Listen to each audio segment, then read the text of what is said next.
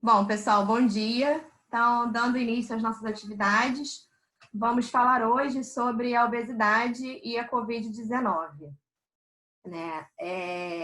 Como todos sabemos, né, a obesidade ela é uma doença crônica não transmissível que vem atingindo aí proporções pandêmicas, eu diria até mesmo, os artigos colocam proporções epidêmicas, mas eu considero até uma proporção pandêmica, né?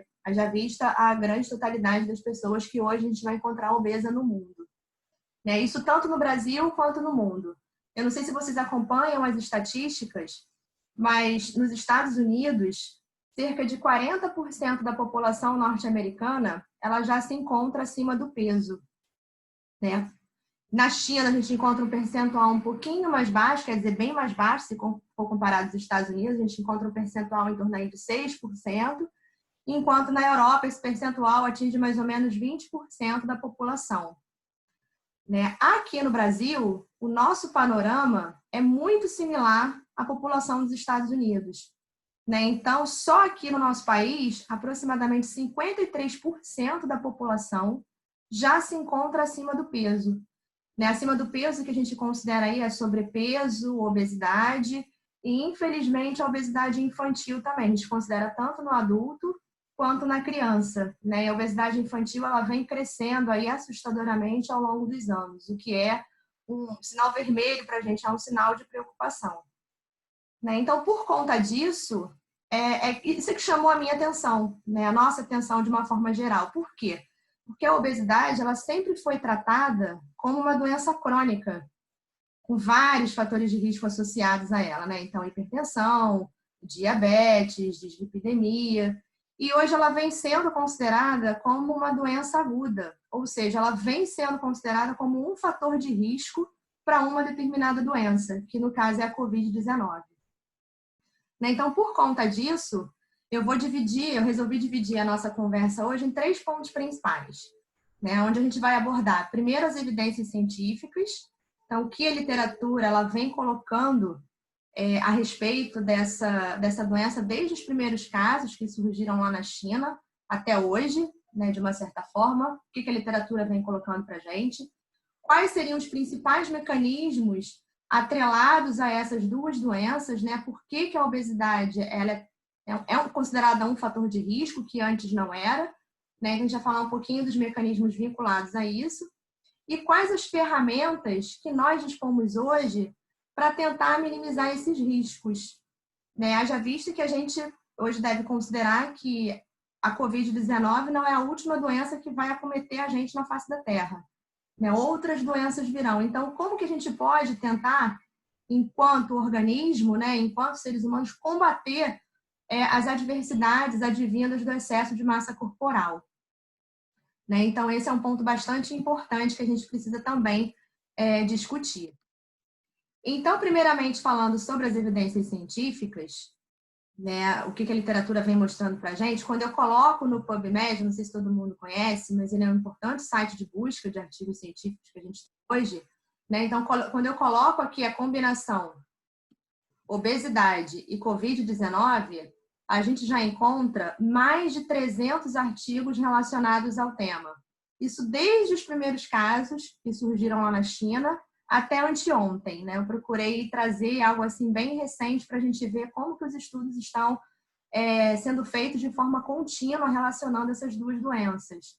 Então, na verdade, eles começaram a surgir no finalzinho de dezembro do ano passado, né? E até anteontem a gente encontrou mais de 300 artigos.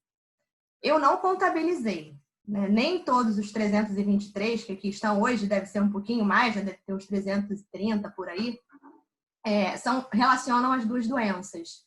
Né? Alguns falam só da obesidade, outros só da Covid-19, mas a grande maioria, eu olhei por cima, né? Eles relacionam essas duas doenças entre si. Então, bem no iniciozinho, né, se vocês forem lembrar, a gente está com um passado bastante recente, vocês lembram que os pacientes que eram considerados os mais vulneráveis, né, o grande grupo de risco que se colocava, né, no início, eram os idosos. Claro que não só os idosos, né? A gente tinha também aqueles portadores de doenças crônicas, paciente diabético, paciente hipertenso, dislipidêmico, e também aqueles que já tinham alguma doença prévia, já de base, doença respiratória, e doenças renais, né? Então, esse era o grupo de risco. Isso bem no início. Depois, com o avançar da doença, com o avançar do número de casos, vocês aí acompanham diariamente, né? Começaram a perceber que indivíduos que estavam acima do peso, os obesos, né? Eles tendiam a agravar mais depois que internavam. Eles complicavam mais e vinham mais a óbito também. Né? Um estudo francês, que não é esse que eu coloquei aqui, mas vocês podem acreditar em mim, né? Eu li alguns artigos antes de colocar, deveria ter posto, mas não coloquei. Mas um artigo francês colocou que pacientes com obesidade moderada, ou seja, com IMC acima de 35 kg por metro quadrado, eles apresentavam 7 vezes mais risco de evoluírem para ventilação mecânica quando comparado àqueles que não eram obesos. Um outro estudo americano seguiu o mesmo patamar, né, onde eles viram que aproximadamente, né, esses mesmos pacientes englobaram também pacientes com obesidade grave, obesidade 3, que a gente considera, eles apresentavam um risco 4 vezes maior de evoluírem também para ventilação mecânica quando comparado aos indivíduos que estavam eutróficos, com peso dentro dos padrões considerados normais. Com IMC, né, dentro dos padrões considerados normais. E, pasmem, todos abaixo de 60 anos. Então, não eram idosos como se apontava lá no início, né? Eram pacientes, digamos assim, adultos jovens, né, para poder considerar. E na China também não foi diferente, né? Esse artigo aí, por exemplo, mostrou, né, a gente vai ver nos próximos slides, que havia uma correlação entre o índice de massa corporal e o número de complicações que esses pacientes apresentavam no curso da internação. Então, se a gente comparar aqui nessa tabela, né, vocês vão conseguir perceber, né, que dos 383 pacientes que foram estudados, que estavam lá com a Covid-19, aproximadamente 53% eles apresentavam IMC normal, né, eram eutróficos dentro dos padrões de normalidade, 4% estavam abaixo do peso, que eu considero também paciente de risco, né? Enquanto 32% já estavam em sobrepeso e 10,7%, ou seja, aproximadamente 11%, já se encontravam obesos no momento da informação. Então, se a gente somar aí o percentual de sobrepeso e obesidade, a gente vai encontrar aproximadamente 43% dessa população, né, que deu início na entrada lá no hospital, na admissão hospitalar, já com excesso de peso. E, normalmente, quando eles deram entrada na internação, eles apresentavam sintomas leves da doença, que é tosse, febre, eram os sintomas mais comuns. Quando eles avaliaram o grau de severidade, que a gente vai observar nessa outra tabela aqui, né, eles perceberam que os indivíduos que estavam acima do peso, ou seja, aqueles em sobrepeso ou em obesidade, né, eles tendiam a agravar mais quando comparado aos de peso normal, aos de IMC normal, né, no momento, ao longo do curso da internação. Então, assim, ao longo do período que eles ficaram no hospital, eles agravaram mais quando comparado aos indivíduos de peso normal. E olha a faixa de idade deles, acho que não está nesse gráfico, está no gráfico anterior, né? Olha a faixa de idade, a grande maioria, ó, praticamente a média, né, da idade, ó, de 50 anos, ou seja, adultos, jovens, não eram idosos como se preconizava anteriormente, né, já sendo de risco. Então, um fator de alerta aí para poder atentar. Similarmente, lá nos Estados Unidos, né, vocês já devem ter ouvido falar no Instituto Johns Hopkins, que é um importante centro aí de pesquisa norte-americana. Através de uma análise de regressão linear, né, eles também viram que havia uma correlação inversa entre a idade dos pacientes e o índice de massa corporal. Ou seja, quanto menor a idade, maior o índice de massa corporal, maior o comprometimento dos pacientes que evoluíam para a UTI, né, que saíam de uma enfermaria e iam para a unidade de terapia intensiva. Então, se vocês repararem aqui, ó, pacientes com aproximadamente 50 anos, a gente tem a grande maioria deles, ó, todos com IMC acima de 40, na verdade acima de 35, né? por aqui que a gente consegue observar. Então, pacientes jovens com IMC bastante alto. Então, eles viram mesmo patamar, mesma coisa, né? Então, era um agravante para esses indivíduos. Como se não bastasse, né, a presença de doenças metabólicas associadas à obesidade também complicavam mais os pacientes. Esse artigo aí, por exemplo, mostrou que pacientes obesos que cursavam com esteatose hepática, que é uma doença muito comum, né, em sobrepeso e obesidade, a gente vai ver por quê, eles apresentavam um risco 6 vezes maior de agravar ao longo da internação, quando comparado àqueles obesos que não apresentavam, raríssimos, né, que não tinham complicações metabólicas associadas. Então, como eu falei, a esteatose hepática ela é bastante comum da gente perceber na obesidade. Né? A esteatose hepática ela é também chamada de doença, preste atenção no nome, doença não alcoólica do fígado gorduroso. Doença não alcoólica, ou seja, ela não é só proveniente da ingestão de bebida alcoólica. A nossa alimentação, independente de excesso de peso, pode se relacionar com o desenvolvimento de esteatose hepática. Então, quando a gente vai ao mercado, que compra aquilo tudo embaladinho, bonitinho, né, lindo, colorido, aquilo faz um mal danado, aquilo é rico em gordura hidrogenada, rico em gordura saturada e potencializa o desenvolvimento da esteatose hepática, popularmente aí conhecida como gordura no fígado. Infelizmente, ela é uma doença silenciosa. Que isso? Você tem e não sabe, né, que apresenta a doença. Ela vai cursando, você vai mantendo o seu estilo de vida, o seu hábito alimentar normal, e você não descobre que está com a esteatose hepática. Né? E qual é o grande problema disso? É que ela evolui de uma forma muito rápida para esteatohepatite. Que isso? É inflamação do fígado. It, o sufixo, né, sempre indica inflamação. Esteato do fígado. Então, ela evolui muito rápido para esteatohepatite e daí para fibrose hepática. Então, se o fígado fibrosou, meu amigo, é o fim. Ela leva a óbito, mata a esteatose hepática, mata e o paciente nem sabe que morreu de esteatose hepática. E como é que vai descobrir isso? Obviamente, né, todos nós íamos regularmente ao médico, né, de preferência. Então, eu sempre digo isso, né? Quando a gente vai avaliar um paciente, o paciente ele é singular, ele é único. Eu não posso ter uma conduta comum para todos os pacientes, eu preciso analisá-lo individualmente. Né? Tem uma tríade que vocês sempre têm que levar em consideração quando vocês estão lidando diretamente com o paciente. Vocês têm que levar em consideração o histórico dele, o histórico familiar, porque aí a gente vai ver a questão genética ligada a qualquer tipo de doença que ele venha manifestar, porque a gente sabe que várias, inclusive a obesidade, tem um fator genético forte associado. Tem que levar em consideração os exames bioquímicos desse paciente, ou seja, ele vai chegar para você, você vai tratá-lo a partir dos exames, porque o exame não vai mentir, paciente mente. Mente descaradamente, você percebe que ele vai mentir quando você pega o exame para analisar. Né? Então, o exame não vai mentir para você. Então, você tem que pegar, analisar o exame com cautela, né? Para você cuidar diretamente dele. E o terceiro é a renda. Né? Obviamente, eu tenho que levar em consideração a renda do paciente. Eu não posso, por exemplo, como nutricionista, programar uma dieta mirabolante com vários alimentos funcionais caríssimos se ele não pode comprar. Eu vou ter eficiência na minha dieta? Não.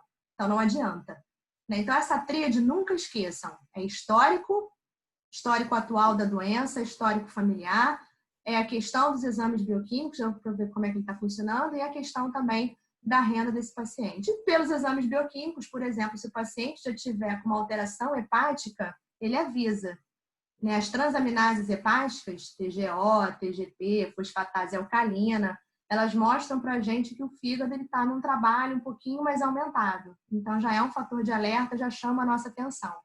E o médico que acompanha, se ele já vira muita normalidade ali, obviamente ele vai pedir a biópsia hepática, que é o padrão ouro para você diagnosticar a esteatose hepática, que acontece em 3 graus. Né? Tem o grau 1, grau 2 e grau 3. Grau leve, moderado e grave. Né? E como eu falei, ela, independente do grau, você vai ter e não vai saber.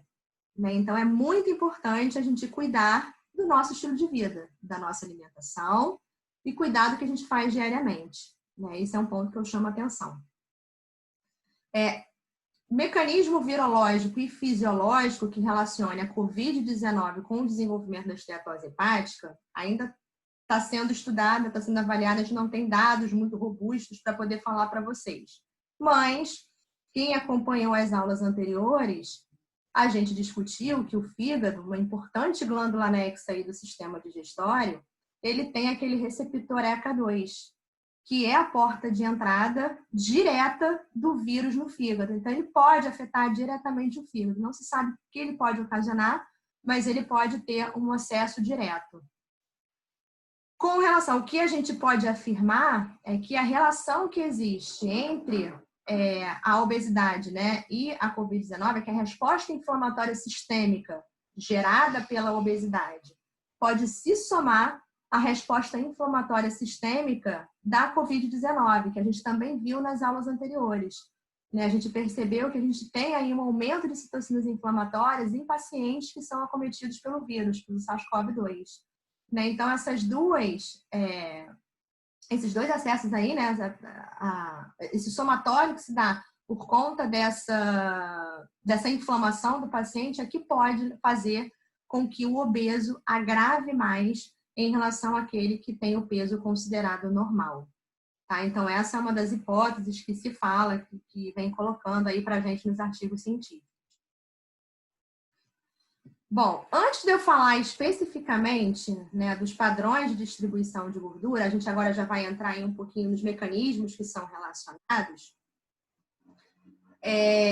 Vocês perceberam que todos esses artigos que eu falei para vocês levavam em consideração o índice de massa corporal, o IMC, né? Levavam em consideração o IMC para classificar a obesidade do indivíduo.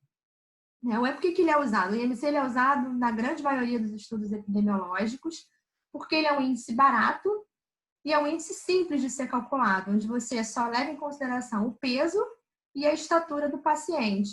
Então, vai dividir um pelo outro e você vai ali obter um valor que, dependendo do tipo de população, esse grau de classificação da obesidade é diferente. Né? Na China, eu esqueci de mostrar lá no gráfico, mas o corte do IMC é um pouquinho diferente da América, do nosso. Né? Lá, o IMC, a partir de 28, né? Acima de 28, já tem um indivíduo considerado como obeso. Por que isso acontece? Porque o biotipo da população é diferente do nosso. Então, por isso, ele é específico para cada continente quando você vai calcular o índice de massa corporal. Aqui com a gente, né, na América do Sul, a gente tem um padrão similar da América Central e da América do Norte, né, de corte de IMC e padrão, obviamente, de obesidade, onde nós consideramos o IMC acima de 30, o indivíduo já é classificado como obeso.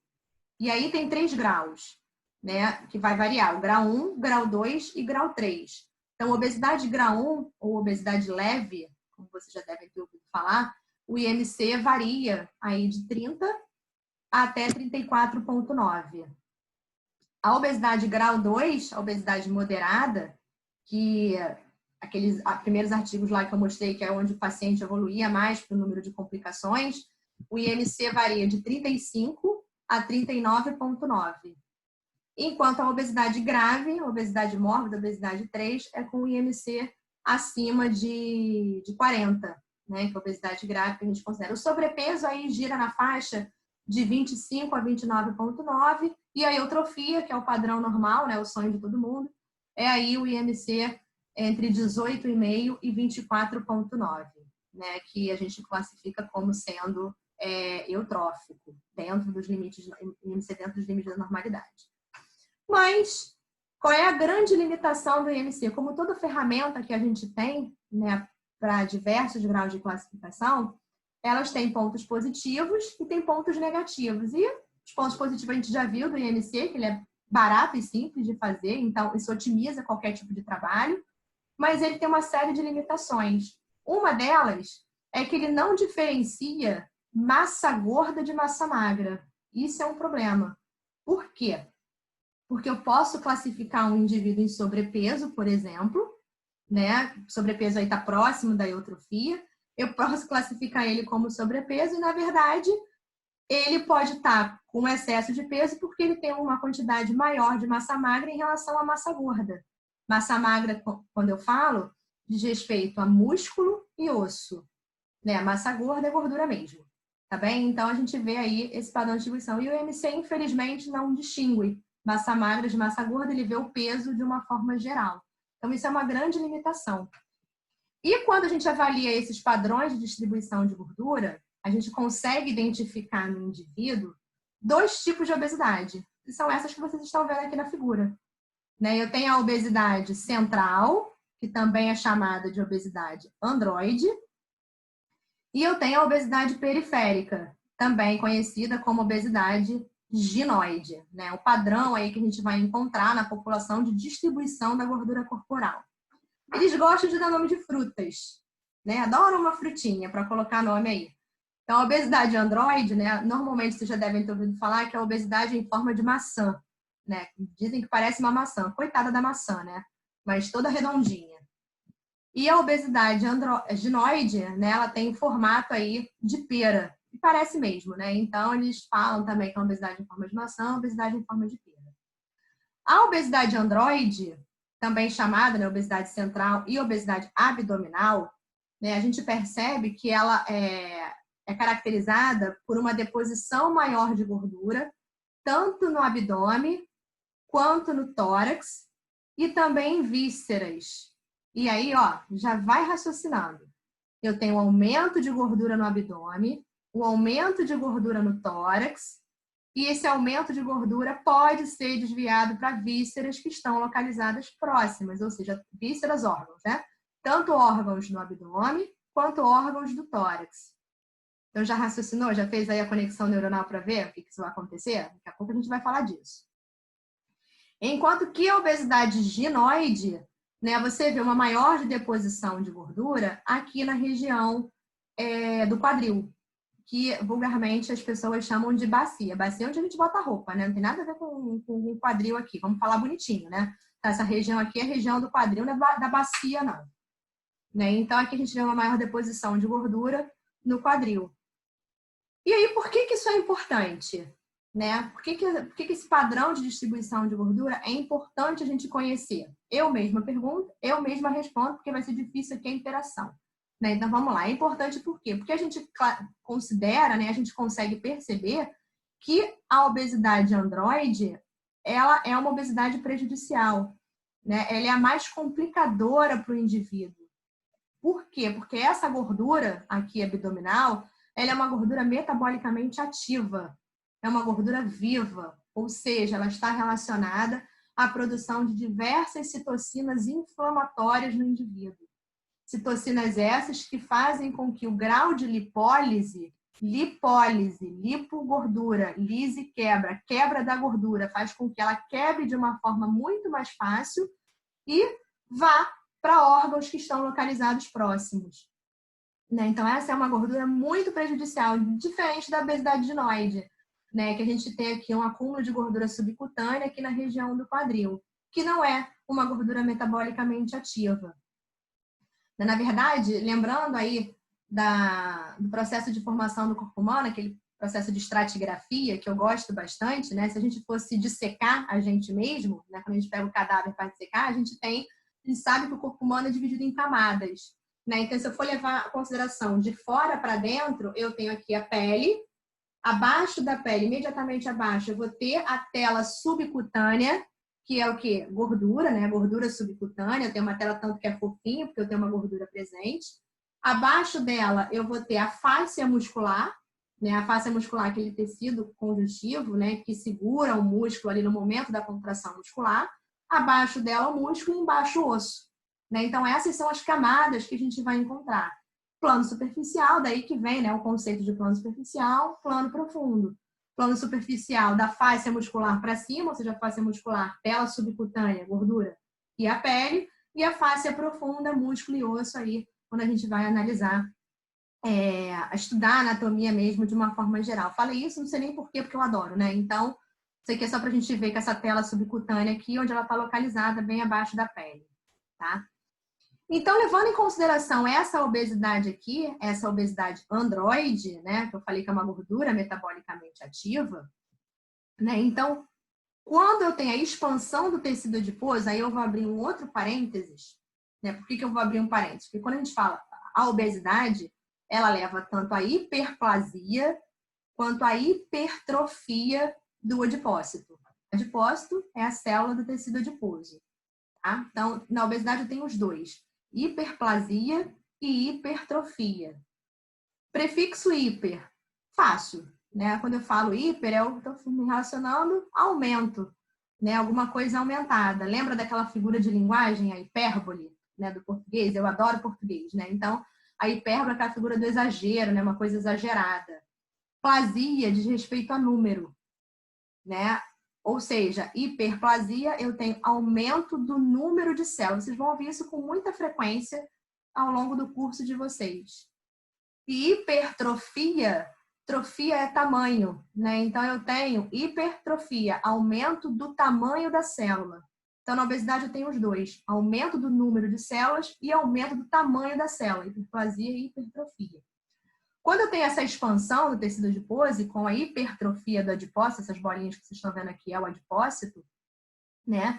Eu aumento esse número e os vasos sanguíneos que chegam para poder irrigar esse adipócito, por conta do aumento do tamanho da célula, o que acontece com esses vasos sanguíneos? Eles vão ficar comprimidos, né? Eu vou prejudicar, eles comprimem e, consequentemente, eu prejudico a nutrição e a oxigenação dessas células aqui. Então, elas não vão ser nutridas nem oxigenadas, elas vão ser levadas à hipóxia, morte, né? Elas vão morrer por falta de oxigênio, vão morrer por falta de nutrientes, né? Então, esse aumento do tecido adiposo, do tamanho da célula adiposa, faz com que os vasos sejam comprimidos, leva à hipóxia celular, morte celular, e isso atrai macrófagos e células do sistema imune para o próprio tecido adiposo, né? Então, eles são atraídos para lá. Os linfócitos que são atraídos no linfócito T, CD4, TCD8, são atraídos lá para o tecido adiposo. E esses macrófagos do tecido adiposo, quando eles chegam lá, né, por mecanismos intracelulares, eles começam a produzir diversas citocinas inflamatórias, né? Ou seja, que vai levar à inflamação, né? Então, ele começa a produzir TNF-alfa, interleucina 1, interleucina 12, é um beta, né? Interleucina 12, interleucina 6. São diversas citocinas que são produzidas pelos macrófagos do tecido adiposo. E essas citocinas, por sua vez, né, também por mecanismos intracelulares lá na célula adiposa, ela vai desencadear, né, vários mecanismos que vão otimizar a lipólise, a quebra desse tecido adiposo, né? Então, ele vai quebrar e ele vai migrar, né? E vai se depositar ectopicamente. O que é ectópico? Ectópico é qualquer coisa que está fora do seu local de origem. Então, eu estou tirando a célula aqui, estou tirando a gordura do adipócito, da célula dela, e estou levando essa gordura para outros órgãos, tanto no abdômen quanto no tórax, órgãos que estão próximos ali. E, além disso, essas citocinas, elas também fazem com que os receptores de insulina também, diminuam a sua captação. A insulina não consegue agir, né? Então, olha a complicação dessa gordura abdominal. Né? Como eu falei, é uma gordura viva. Então, o indivíduo obeso, ele é um indivíduo doente pra caramba. É um indivíduo inflamado, né? Então, aquele conceito que a nossa bisavó falava antigamente, que criança gordinha é uma criança extremamente saudável, um adulto gordinho é sinônimo de riqueza, né? Tá rico de coisa ruim, né? Porque de coisa boa não tá, não. De saúde ele não tá, coitado, tá bem mal das pernas, né? Então, não tem nada a ver com saúde isso aqui, né? Isso aqui tem a ver com doença. Tem nada de saudável como se considerava antigamente. Obesidade é um sinal de alerta. Alerta. Sobrepeso e obesidade evolui rápido, né? Então, tem que tomar muito cuidado. E essa questão aqui da lipólise, agora vocês entendem, né? Quando essas citocinas são produzidas, né? Essa lipólise que leva a deposição de gordura ectópica em outros órgãos, né? Então, ela pode ir para o fígado, por isso que eu falei para vocês que a esteatose hepática ela é uma complicação muito comum de pacientes obesos, né, de uma forma geral, porque eu tenho esse desvio de gordura para o fígado e isso leva a uma produção do fígado maior, né, o metabolismo hepático ele fica comprometido. E tem outros órgãos também ali no abdômen que também são prejudicados por conta da deposição de gordura. Um deles é o pâncreas, né? Então, também pode apresentar esteatose pancreática.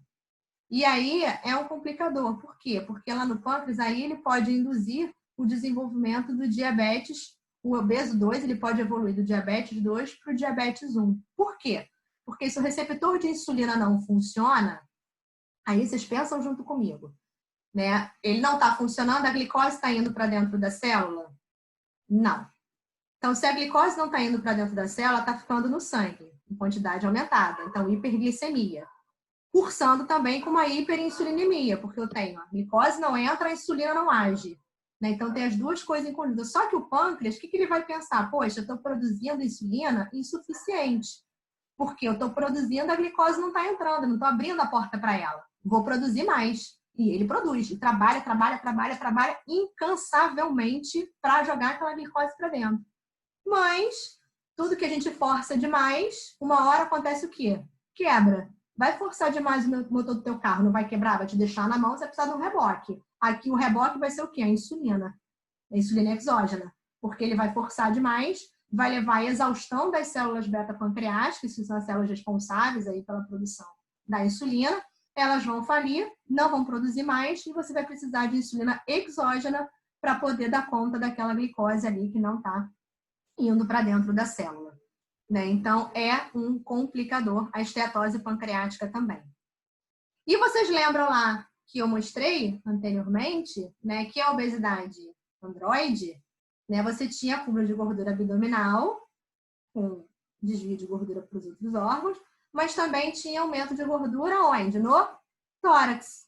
Aí, meu amigo, que vem a complicação maior, né, que aí você vai começar a relacionar com a doença.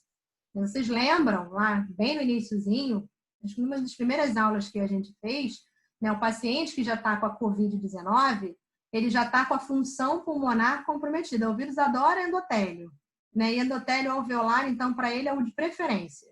Né? Então, ele vai lá, vai destruir, vai levar a fibrose daquele alvéolo pulmonar, o cara vai respirar com muita dificuldade. Ele já tem uma dificuldade respiratória muito grande, tanto que ele precisa, na grande maioria das vezes, de oxigenoterapia. E quando está muito grave, ele evolui para a intubação, né, que é um pouco mais complicado, aí ele vai para a UTI. E ele respira com dificuldade. Quando tem um aumento de gordura intratorácica, né, aí olha a droga. Né, ele está respirando com dificuldade, eu entupo de gordura aquela região ali do mediastino, que está entre os dois pulmões, né, que é o espaço limitado pelos dois pulmões, o mediastino de uma forma geral, não estou nem limitando o mediastino médio, que é onde a gente encontra o coração, o mediastino mesmo todo. Né? Então, eu coloco gordura ali naquela região intratorácica, e isso eu faço com que o pulmão fique com a capacidade de expansão comprometida. Eu vou reduzir mais ainda a capacidade funcional daquele pulmão. Então, ele vai ter muita dificuldade para expandir. Eu tenho redução da expansão pulmonar, com consequente redução da complacência pulmonar. E outro músculo também que fica muito prejudicado, que você pode ter a contratilidade diminuída por conta daquele aumento de gordura intratorácica, é o próprio diafragma, que é o músculo respiratório. Então, ele pode também ficar com a contratilidade diminuída e o cara vai respirar com muito mais dificuldade. E aí vocês entendem por que a posição prona é uma posição de escolha para esses pacientes que estão lá em leito de UTI. Né, a posição em relação à posição supina. Então, quando eu coloco o indivíduo em posição prona, o que é posição prona? É em decúbito ventral, lembra? Decúbito ventral, o ventre, parte anterior, apoiada numa superfície. Né? Vulgarmente o quê? De bruços, decúbito ventral. Então, eu preciso que esse paciente fique em decúbito ventral para eu melhorar um pouco a capacidade de expansão do pulmão dele, para ele respirar um pouquinho melhor. Ele fica mais tempo nesta posição.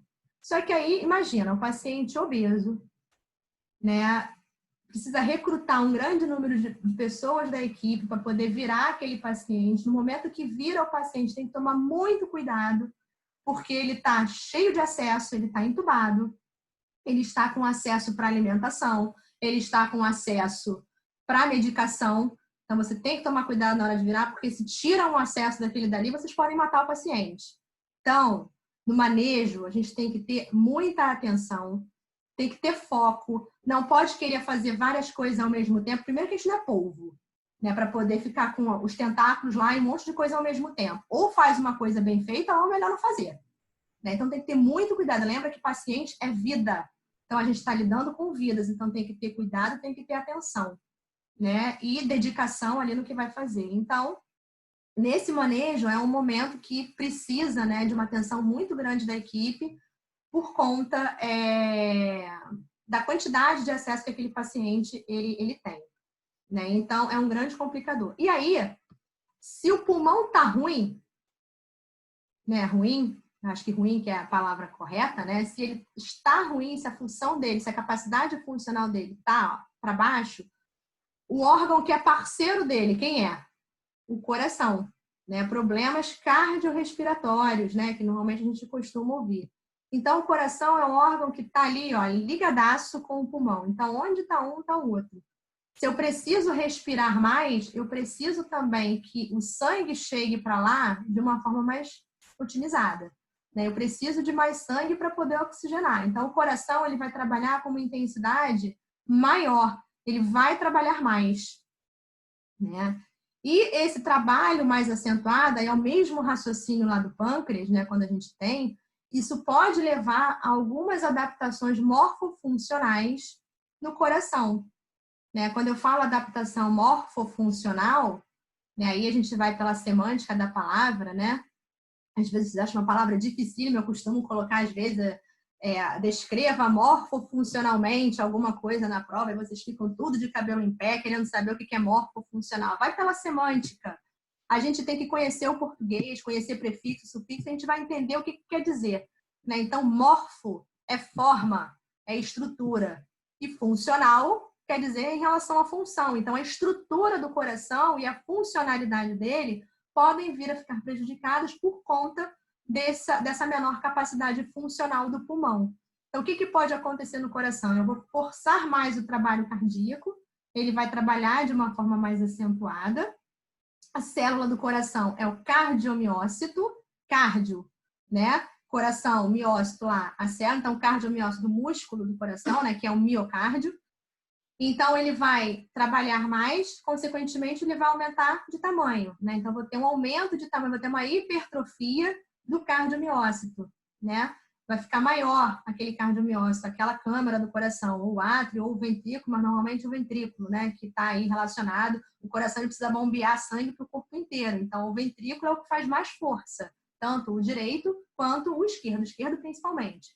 Né? Então, eu vou ter uma hipertrofia daquele cardiomiócito, ele vai aumentar de tamanho. Mesmo o raciocínio da gordura aumentou de tamanho, o que pode acontecer? Os vasos que vão irrigar ali aquele cardiomiócito também vão ficar comprimidos. E isso pode levar ao quê? A uma fibrose intersticial. Interstício é o espaço que existe entre as células. Então, se não está chegando sangue ali, eu vou ter uma fibrose, né? Vai acabar a morte ali, o tecido ali vai acabar morrendo, uma fibrose intersticial, e aí uma perda da capacidade na respiratória, perda da capacidade funcional do coração. Você pode levar a uma falência cardíaca, né? Isso pode acontecer.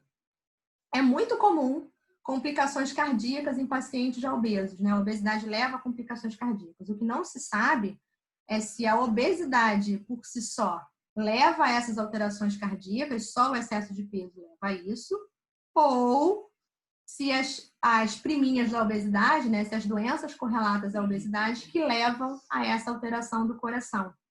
Lembro a vocês que quais são as doenças correlatas? Né? A própria hipertensão arterial sistêmica, o obeso, ele cursa com aumento do volume vascular. Então, esse aumento do volume vascular quer dizer o quê? Aumento da volemia, hipertensão arterial sistêmica. Então, não sabe se é essa hipertensão que leva aí esse aumento do trabalho, do esforço cardíaco nesses pacientes obesos.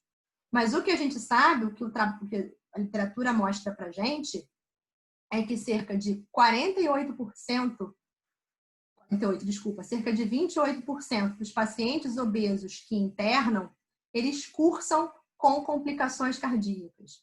28% dos obesos que internam. É um percentual pequeno? Não é não. Então, eles vão cursar com complicação cardíaca.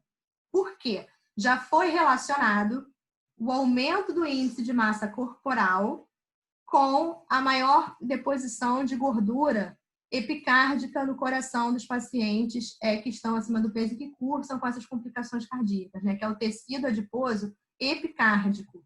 Né? Então, já foi correlacionado o aumento do IMC com a maior deposição, uma correlação positiva, onde um aumento de um leva ao aumento do outro, tecido adiposo epicárdico, que é uma gordura metabolicamente ativa.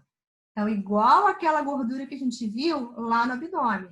Então, se ela é metabolicamente ativa, o que ela vai fazer? Vai fazer com que haja um aumento da produção de citocinas inflamatórias a nível local. Né? Então, tem um prejuízo, um efeito negativo local que depois vai desencadear também a resposta inflamatória sistêmica gerada pela própria obesidade. Então, ó, uma coisa correlacionada à outra. E só para a gente lembrar, né, esse tecido adiposo epicárdico, né, ele se encontra, vocês vão lembrar lá da aula da Rafaela, tomara, espero eu que vocês lembrem, né? Isso aqui eu estou vendo o coração de frente, né, a vista anterior do coração, ou seja, eu estou vendo a face externo-costal, né, do coração, olhando ele de frente. A gente vai ver aqui, ó, que essa gordura que fica depositada no sulco interventricular, que eu tenho o ventrículo direito e o ventrículo esquerdo, né? Então, essa gordura que está aqui no sulco interventricular e a gordura que circula o sulco coronário, né? Coronário, que é o átrio ventricular, né? Coronário por quê? Porque ele circula o coração como se fosse uma coroa, então o sulco coronário. Então, a gordura que está presente nesses dois sulcos, coronário e no interventricular, aqui no caso, interventricular anterior. Tá? Então, essa é a gordura epicárdica. E aí, ó, se eu tenho aumento de gordura ali, eu vou comprimir a artéria? Vou. O paciente pode infartar? Pode, porque eu estou comprimindo a artéria o quê? Coronária. A circulação do coração é uma circulação terminal, as artérias não se anastomosam. Então, o paciente, ao longo do curso da internação, ainda pode ter um infarto por conta desse aumento do tecido adiposo epicárdico. É infarto, não é infarte não, porque eu cansei de já ver nas reportagens, os repórteres, fulano teve um infarte, não sei das quantas, é infarto. Esse é o nome correto.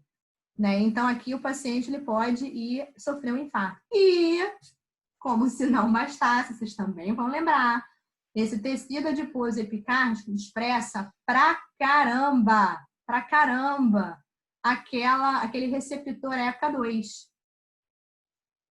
E se ele expressa bastante o receptor ECA2, né, a proteína S lá do vírus, a proteína spike, vai se ligar a esse receptor ECA2 e vai entrar direto no coração. Então, é uma via, uma porta de entrada direto no vírus no coração. Então, não se sabe se a miocardite, se as arritmias apresentadas também pelo paciente que está internado no curso da internação, ela pode ser devido à infecção direta pelo vírus ou também, né, pode ser devido em relação à obesidade. Tá? Eu adoro coração, né? Então, eu não vou perder a oportunidade da gente falar um pouquinho desse tecido adiposo epicárdico aqui e relacionar ele com a anatomia cardíaca. Por que eu vou relacionar? Vocês lembram que isso aí já é outro parênteses, não tem nada a ver aí com a infecção.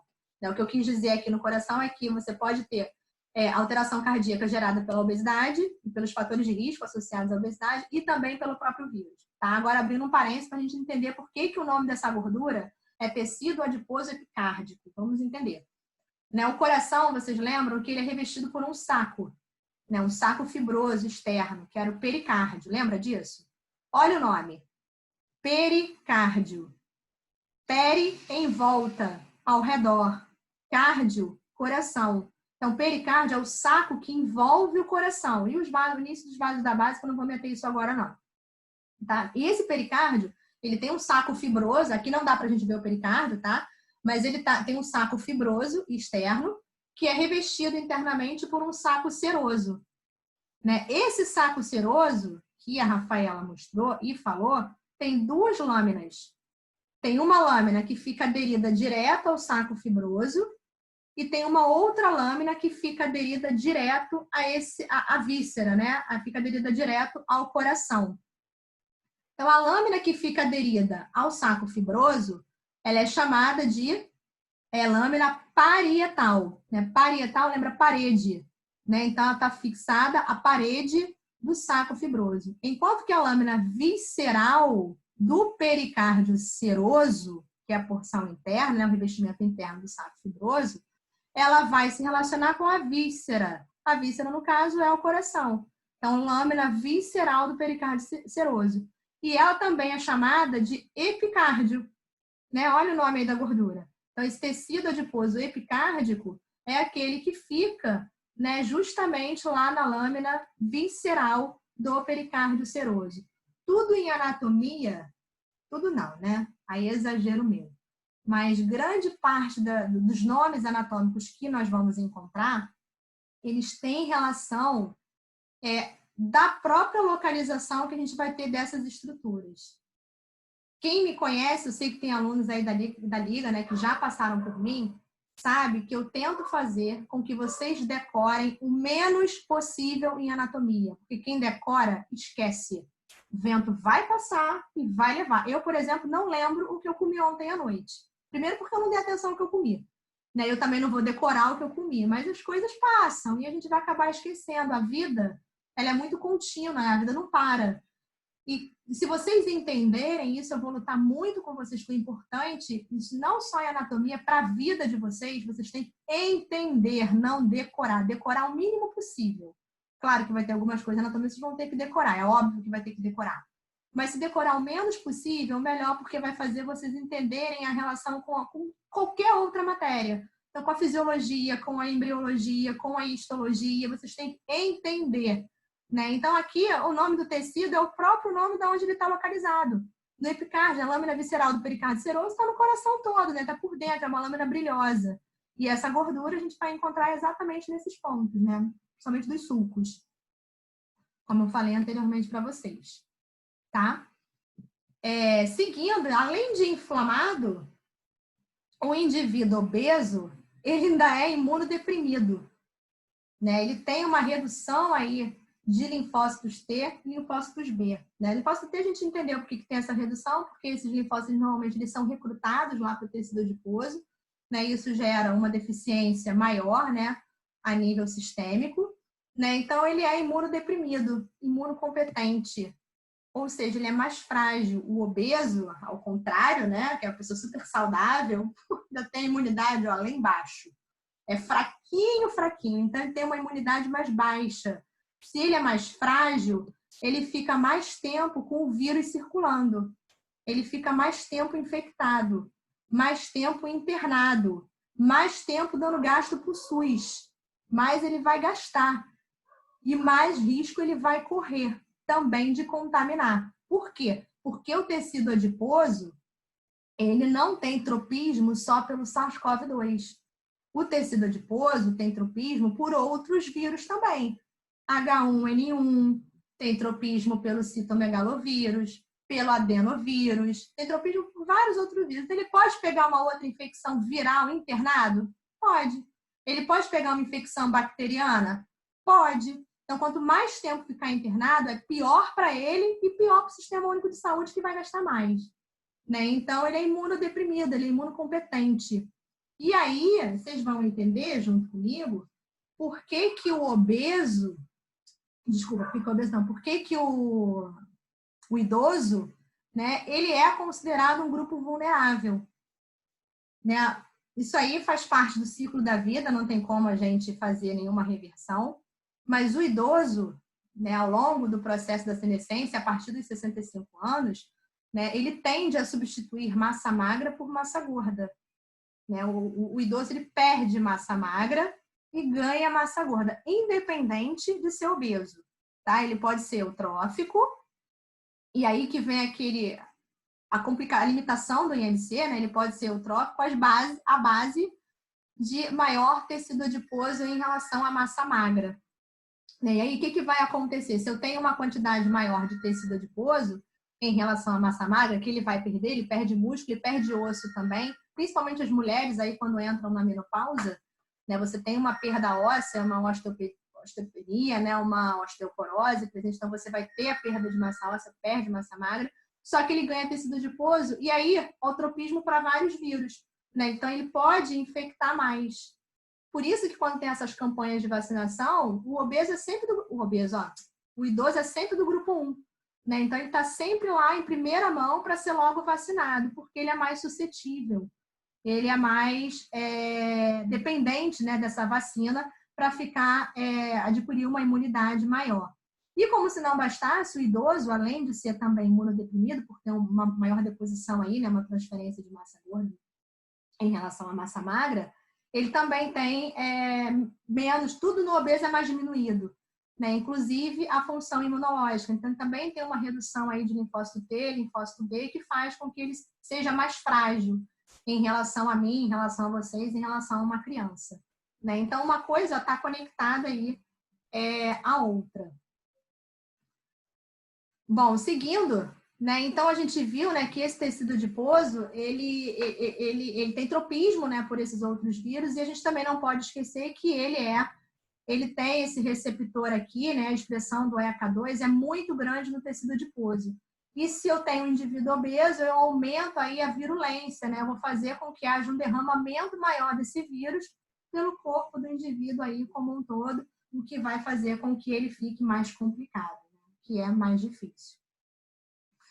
Bom, e o que a gente pode fazer? Isso aí eu juro para vocês que é o último slide, né? Eu não quis falar muito para a gente não cansar, falar só o básico, né? O que a gente pode fazer no momento? O que a gente tem como ferramenta para poder atuar contra esses malefícios advindos da obesidade?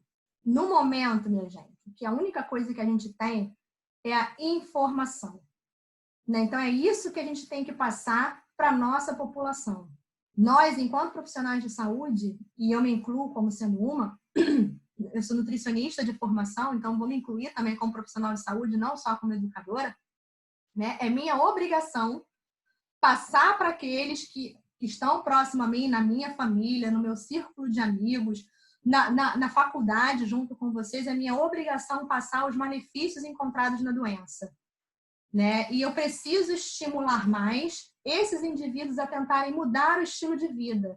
Não é porque eu sou nutricionista que eu vou fazer isso, vocês também têm esse papel, né? Trabalhar com uma equipe multidisciplinar é fundamental, né? O indivíduo ele tem que ter um médico de acompanhamento, ele tem que estar colado com ele, o indivíduo ele tem que ter um nutricionista para acompanhar a alimentação, ele tem que ter um fisioterapeuta para trabalhar lá as articulações, que a gente vai envelhecendo também, vai perdendo aí a capacidade articular, ele tem que ter um psicólogo, porque muitas vezes, né, psicologia hoje em dia eu falo que é a profissão do momento, porque existem vários problemas aí que levam a transtornos mentais, né, compulsivos, né, e são perigosos, porque podem tirar a vida do indivíduo, então tem que ter um psicólogo, e vocês que são da atenção básica são fundamentais, porque vocês cuidam do paciente, vocês direcionam ao paciente, vocês informam aquele paciente.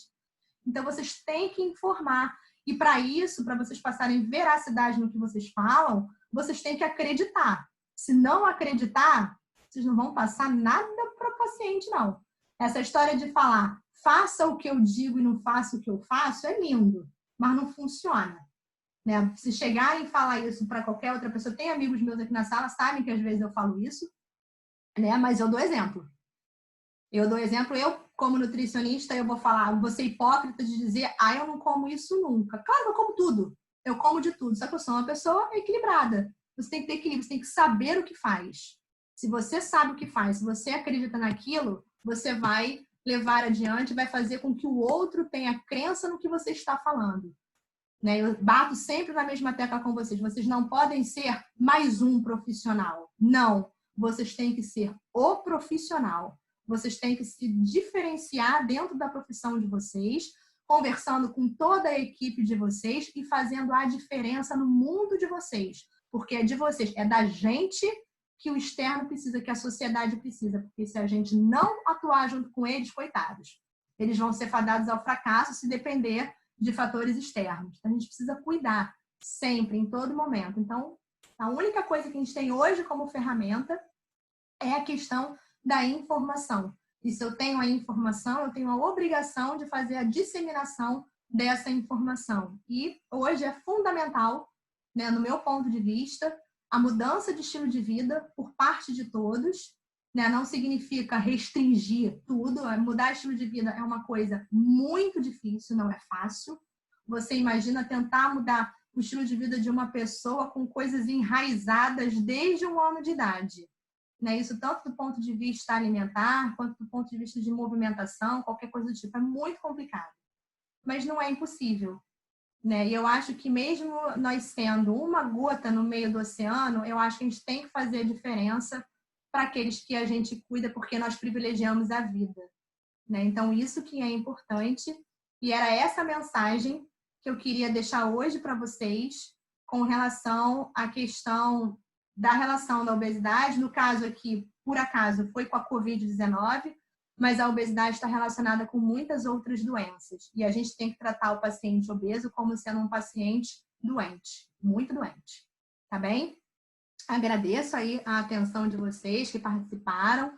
Né? A gente agora pode, eu vou descompartilhar aqui minha tela e a gente pode fazer aí a nossa discussão, como a gente sempre faz, né, ao longo das aulas, para a gente poder ir conversando.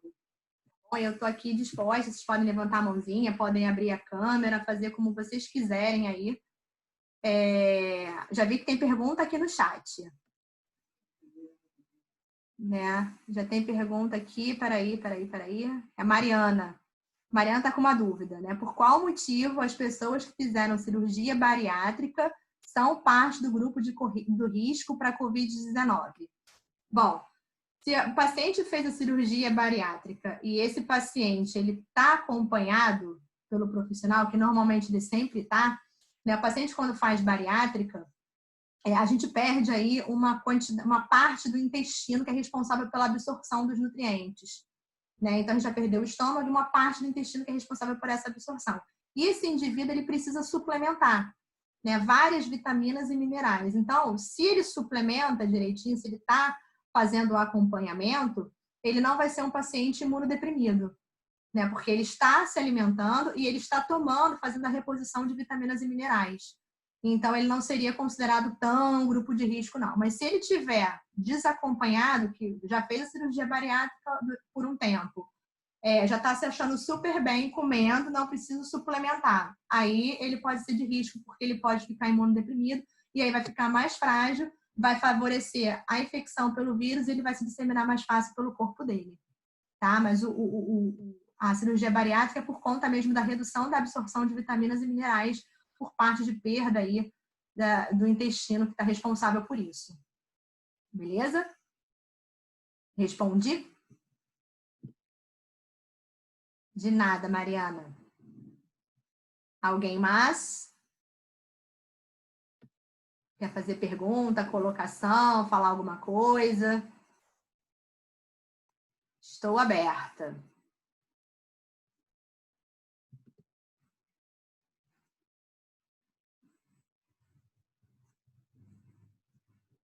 Não?